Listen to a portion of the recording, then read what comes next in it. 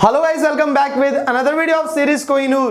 Guys ये episode number 2 class 11th। Guys episode number 1 में हमने स्टार्ट किया बेसिक अकाउंटिंग टर्म्स, वो टर्म्स जिसको फॉलो करके हम अकाउंटेंसी सीख सकते हैं। गाइस उसी को आगे कंटिन्यू करेंगे और आज की पहली इंपॉर्टेंट टर्म है लायबिलिटी।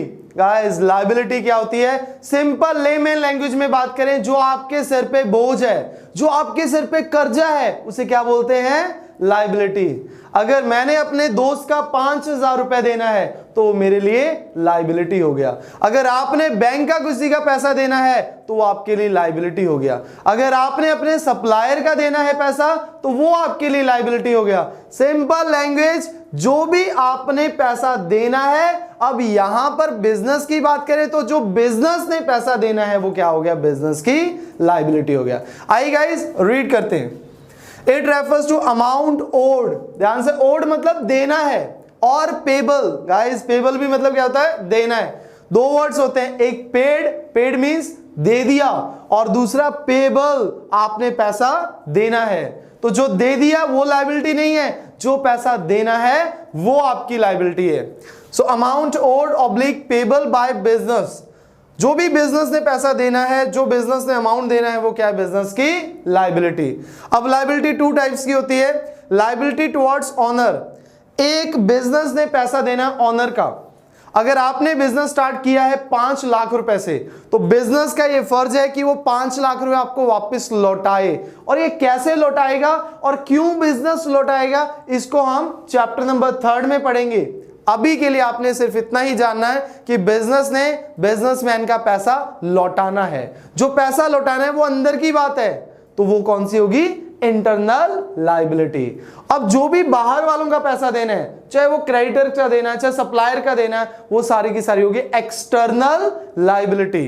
राइट गाइस, अब लायबिलिटीज की टाइप पढ़ते हैं। सबसे पहले नॉन करंट लायबिलिटी।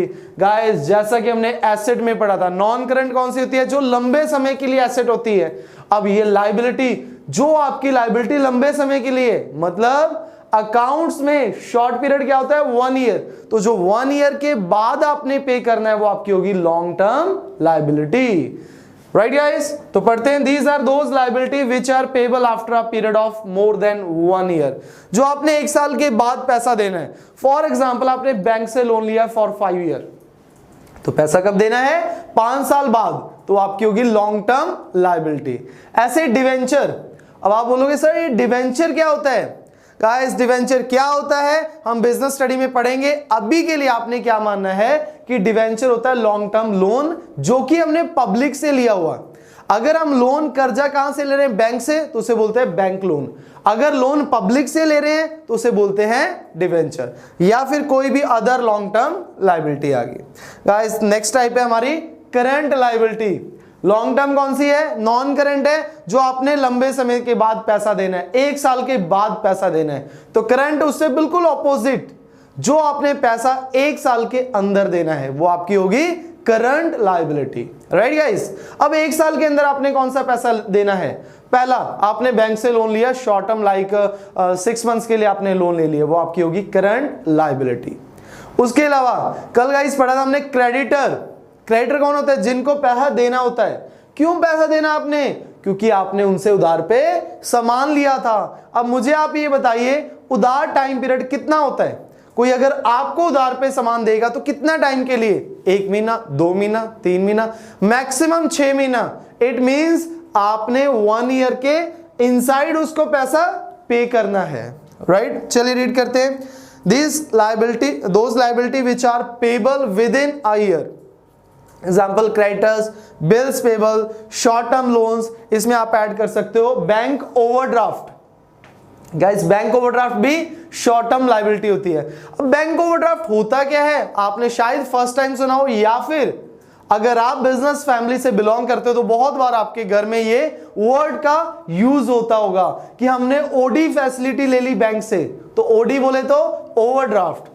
गाइस अगर आपके अकाउंट में 10,000 रुपए हैं और आप नॉर्मल इंडिविजुअल हो और आपका सेविंग अकाउंट है, तो आप 10,000 से ज्यादा रुपीस विड्रॉ नहीं कर पाओगे।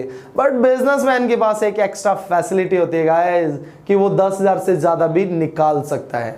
सपोज करो आप बिजनेसमैन हो और आपके पास 10,000 रुपए है, आपको जरूरत पड़गी 50,000 रुपीस की, तो आप 50,000 रुपीस बैंक से विड्रॉ कर सकते हो। 10,000 आपका कट जाएगा जो आपके अकाउंट में है, 40,000 जो आपने एक्स्ट्रा विड्रॉ किया उसको क्या बोलेंगे, ओवरड्राफ्ट, कि आपने ओवरड्रॉन कर लिया, एक्स्ट्रा विड्रॉ कर लिया। Clear guys? और ये कितना आप विड्रॉ कर सकते हो वो डिपेंड कर रहा है आपके बिजनेस साइज पे। अगर आपका बिजनेस छोटा है तो ओवरड्राफ्ट फैसिलिटी आपको ज्यादा नहीं मिलती, 20, 30, 50 हजार की मिलती है। बिजनेस बड़ा है तो करोड़ों में भी आपकी ओडी फैसिलिटी होती है। तो एक तरह से लोन है, शॉर्ट टर्म लोन है जो आपको वापस चुकाना पड़ता है। Right guys? तो आइए बढ़ते हैं थर्ड टाइप ऑफ लायबिलिटी की तरफ जो कि है contingent liability. Guys contingent liability बहुत इजी है, आप इसको क्या समझना है, ऐसी लायबिलिटी जो श्योर नहीं है, जो पक्की नहीं है, शायद आपने पे करनी है और शायद आप इस लायबिलिटी से, इस कर्जे से, इस बोझ से बच सकते हो, ऐसी लायबिलिटी को बोलते हैं कंटिजेंट लायबिलिटी। Right guys? आइए बढ़ते हैं विच मे और मे नॉट पेबल, जो शायद देनी है शायद नहीं देनी। It depends upon uncertain future event. किस पे डिपेंड है guys? Uncertain future event. Uncertain मतलब जो सर्टेन नहीं है, और ये जो इवेंट होगा वो भी फ्यूचर में होगा, अभी प्रेजेंट में नहीं होगा। आइए एक एग्जांपल से इसको समझते हैं। मेरे पास एक मशीन है, ये एक मशीन मेरे पास है और ये मेरी है, मैंने परचेज की हुई है, बट आप में से, जी हां आप में से किसी एक ने इस पे केस कर दिया। आपने मेरे पे केस कर दिया, मेरे बिजनेस की अगेंस्ट केस कर दिया कि ये मशीन आपकी है। मैं कह रहा हूं ये मशीन मेरी है, बट आप कह रहे हो ये मशीन आपकी है, और केस चला गया कोर्ट में। अब क्या ये मेरे लिए लायबिलिटी है? बताइए गाइस, क्या ये मशीन मेरे लिए लायबिलिटी है? Question mark. शायद। क्यों? अगर कोर्ट केस मैं जीत गया तो मुझे मशीन नहीं देनी आपको, तो ये मेरी लायबिलिटी नहीं हुई। बट अगर कहीं कोर्ट केस मेरे अगेंस्ट आ गया, फैसला उसका डिसीजन अगेंस्ट आ गया, मैं केस हार गया, तो मुझे ये मशीन आपको देनी पड़ेगी या फिर इस मशीन के बदले कुछ पेमेंट आपको देनी पड़ेगी, तो मेरी लायबिलिटी होगी। तो ये लायबिलिटी है या नहीं है वो डिपेंड किस पे कर रहा है? Uncertain future event. Right guys? तो एग्जांपल वही दिया, pending financial case against business. कोई भी फाइनेंशियल केस बिजनेस के अगेंस्ट जो पेंडिंग पड़ा हुआ है वो शायद मैं जीत सकता हूं, शायद वो मेरे अगेंस्ट फैसला आ सकता है। तो उस चीज पे डिपेंड कर रही है कि वो लायबिलिटी है या फिर नहीं है। आइए गाइस अगली टर्म की तरफ बढ़ते हैं, स्टॉक। गाइस कल क्या था? गुड्स। गुड्स क्या होती हैं? जिस चीज का आपका व्यापार होता है, जिस चीज का बिजनेस होता है। अगर आपका बिजनेस क्लोथ्स का है तो क्लोथ आपके लिए गुड्स होगी, अगर आपका बिजनेस फर्नीचर का है तो फर्नीचर आपके लिए गुड्स हो गया। तो सेम स्टॉक भी वही चीज होता है, बस फर्क क्या होता है? स्टॉक जो आपके पास पड़ा हुआ है। Right guys? फिर से बोल रहा हूं, स्टॉक जो आपके पास पड़ा हुआ है बेचने के लिए, उसे क्या बोलते हैं? स्टॉक। बहुत बार ये वर्ड आपने यूज किया होगा किसी ने और आपने सुना होगा। बोलते हैं ना दुकानदार जनरली, सर ये चीज भेजूं, अरे नहीं नहीं इसका तो स्टॉक बहुत पड़ा हुआ, अरे जल्दी जल्दी ये सामान भेज दो इसका स्टॉक खत्म हो रहा है। ये स्टॉक क्या है? स्टॉक आइए पढ़ते हैं। It is a tangible asset guys. ये क्या है? टेंजिबल। टेंजिबल मतलब टच कर सकते हो आप इसे, ये इंटेंजिबल नहीं है, टेंजिबल एसेट है। हेल्ड बाय एन एंटरप्राइज मतलब businessman for the purpose of sale. किस लिए उन्होंने रखा हुआ अपने पास? बेचने के लिए। एक किराना शॉप वाला जो भी किराने की आइटम्स रखी होती है, किस लिए? बेचने के लिए। वो जो उसके पास रखा होता है जिसे हम टच कर सकते हैं वो उसे क्या बोलते हैं? स्टॉक। अगर आपका बिजनेस क्लोथ का है तो जो क्लोथ आपने अपने पास रखे हुए हैं बेचने के लिए उसे क्या बोलेंगे? Stock. Right? In the ordinary course of business और for the purpose of using it in the production of goods meant for sale. या फिर एक तो क्या बताया मैंने, अगर आपका बिजनेस ट्रेडिंग का है तो आप खरीदते हो बेचते हो, और या फिर आपने परचेज किया है इस सामान को, किस लिए? उससे आपने प्रोडक्ट बनाना है, गुड्स बनानी है और उसके बाद उसको सेल करनी है। Right guys? तो क्या हो गया? स्टॉक। अब स्टॉक टू टाइप्स के होते हैं, first opening stock, second closing stock. Guys opening stock क्या होता है? जो स्टॉक, जो सामान लेमन लैंग्वेज में सामान, जो सामान आपके पास, जी हां दोस्तों, आपके पास आपके बिजनेस में फर्स्ट डेट को था, उसे क्या बोलते हैं? ओपनिंग स्टॉक, राइट है, first day of accounting year. अब आप सोचोगे सर ये अकाउंटिंग ईयर किस चिड़िया का नाम है? अकाउंटिंग ईयर बोले तो अकाउंट्स के साल, और अकाउंट्स के साल दो टाइप के होते हैं। फर्स्ट कैलेंडर ईयर, गाइस जो कैलेंडर आपके घर में आता है, जी हां वही वाला कैलेंडर, उस पे कहां से डेट स्टार्ट होती है? 1 जन से, और एंड कब होती है? 31 दिसंबर। तो उसे बोलते हैं अकाउंटिंग ईयर। कौन सा?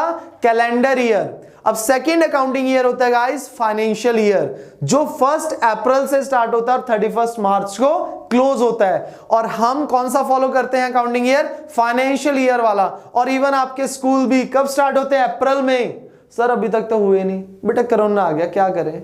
अदरवाइज तो 1 अप्रैल में बिजनेस स्टार्ट होते हैं और आपके स्कूल भी स्टार्ट होते हैं, और एंड कब होंगे? 31 मार्च को। रिजल्ट मार्च में डिक्लेयर होता है ना, तो इवन मतलब mostly 99% of business financial year को ही अपना अकाउंटिंग ईयर मानते हैं और उसको फॉलो करते हैं, राइट गाइस? तो जो पहले दिन अकाउंटिंग ईयर के फर्स्ट डे, मतलब 1 अप्रैल को जितना आपके बिजनेस में, आपकी दुकान में, आपके शोरूम में वो सामान पड़ा, उसे बोलते हैं ओपनिंग स्टॉक। और जितना साल के अंत में, साल का अंत कब है? 31 मार्च। 99% 31 मार्च, और 1% हो सकता है कि आपका बिजनेस 31 दिसंबर को भी हो रहा, या फिर कोई अदर डेट हो सकती है गाइस। तो 31 मार्च को जितना आपके बिजनेस में, आपकी शॉप में, आपके शोरूम में सामान पड़ा हुआ है, उसे क्या बोलते हैं? Closing stock. बहुत इजी है, जितना सामान पहले दिन है ओपनिंग स्टॉक, जितना सामान आखिरी दिन है वो क्लोजिंग स्टॉक, राइट गाइस? अब ये जो स्टॉक होते हैं ये कितने टाइप्स के होते हैं ये आपको नॉर्मली बताया, opening and closing. Kinds of stock क्या है? सबसे पहले होता है रॉ मटेरियल। सामान किस चीज का? रॉ मटेरियल, कच्चा माल बोलते हैं गाइस इसे। मेरा बिजनेस अगर कपड़े का है तो जो मैं रॉ क्लोथ्स परचेज कर रहा हूं, जिससे मैंने अभी शर्ट बनानी है, अभी बनाई नहीं है, वो जो क्लोथ है, जो कॉटन है, वो क्या है? मेरे लिए रॉ मटेरियल है। तो stock of raw material. Guys second होता है stock of finish goods. Finish goods मतलब जो रेडी टू यूज सामान है, मतलब जो सामान रेडी हो चुका है, बस बेचना बाकी है, कस्टमर आएगा परचेज करके ले जाएगा। मेरा बिजनेस क्लोथ का, और शर्ट पूरी बन चुकी है, पैक हो चुकी है, शोरूम में आ चुकी है, वो कहलाएगी फिनिश गुड्स, फिनिश स्टॉक। और थर्ड होता है guys stock of semi finish goods. ये होती हैं जो आप बिजनेस में सामान मतलब कुछ प्रिपेयर करना स्टार्ट कर दिया, मतलब आप बना रहे हो, शर्ट बन चुकी है, अभी बटन नहीं लगे, अभी वो प्रेस नहीं हुई, अभी वो फिनिश नहीं हुई, तो उसे बोलते हैं सेमी फिनिश। और इसे एक और नाम से भी बुलाया जाता है, वर्क इन प्रोग्रेस, राइट है? आप देखते हो ना जब कहीं पे रोड पे जाते हो, वहां पे लिखा होता है वर्क इन प्रोग्रेस, काम चालू है। इसका मतलब क्या है? कि काम हो रहा है, स्टिल गोइंग है, अभी काम कंप्लीट नहीं हुआ, स्टार्ट हो चुका है बट कंप्लीट नहीं हुआ। उन स्टॉक को बोलते हैं सेमी फिनिश और work in progress, right guys? तो आइए गाइस अगली टर्म है रिसिप्ट। गाइस रिसिप्ट क्या होती है? Receipt it is the amount received, या तो आपको पैसा आ गया हो या फिर आना हो, और रिसीवेबल कहां से? फॉर सेलिंग एसेट गुड्स और सर्विसेज। आपको सामान बेच के या फिर एसेट बेच के या फिर सर्विस प्रोवाइड करके जो पैसा आ गया या फिर पैसा आना है। आ गया मतलब अगर आपने कैश पे बेचा है, और अगर आना है तो मतलब उधार पे बेचा है, तो वहां से जो पैसा आ गया या आना है उसे क्या बोलते हैं? रिसिप्ट।